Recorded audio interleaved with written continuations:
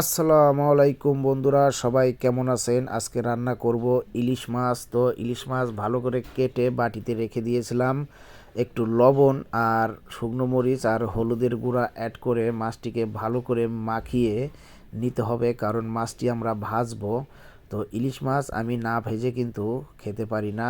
অনেকে হয়তো না ভেজেও স্বাদ লাগে, তো যার যেমন স্বাদ লাগে তাই তেমন রান্না করে। তো বন্ধুরা, ভালো করে মাখিয়ে ইলিশ মাছটা একটু রেখে দিয়ে কড়াইয়ের ভিতরে তেল দিয়ে ইলিশ মাছের মাথাটি প্রথমে ছেড়ে দেওয়া হলো। একে একে সবই দিব। তো একটা কথাই আছে, মাছে ভাতে বাঙালি, আর সেখানে ইলিশ মাছ বললে তো আর কোনো কথাই থাকে না, কারণ ইলিশ মাছ হচ্ছে বাংলাদেশের জাতীয় মাছ। তো অনেকে হয়তো ভাবতেছেন যে না ভাই, রিফাতের মতো আপনিও বলেন জাতীয় মাছ পাঙ্গাস।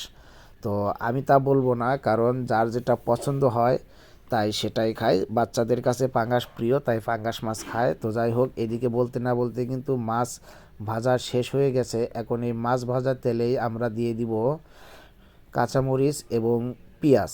এই যে দেখতে পারতেছেন। তো বন্ধুরা, যারা ভিডিওটি আমার ফেসবুক পেজ থেকে দেখতেছেন, অবশ্যই ফেসবুক পেজটি ফলো করে দিবেন, একটি লাইক দিবেন, আর আপনার মতামত কমেন্ট বক্সে দিয়ে যাবেন।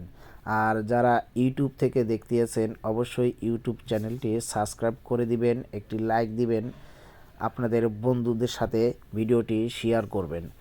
তো মরিচ পেঁয়াজ ভাজা শেষ, সেখানে আমি দিয়ে দিলাম লবণ, হলুদ, আর হালকা করে একটি মশলা দিব, যে মশলাটা এটা আমার সিক্রেট মশলা, আমরা বাড়িতেই বানিয়ে থাকি।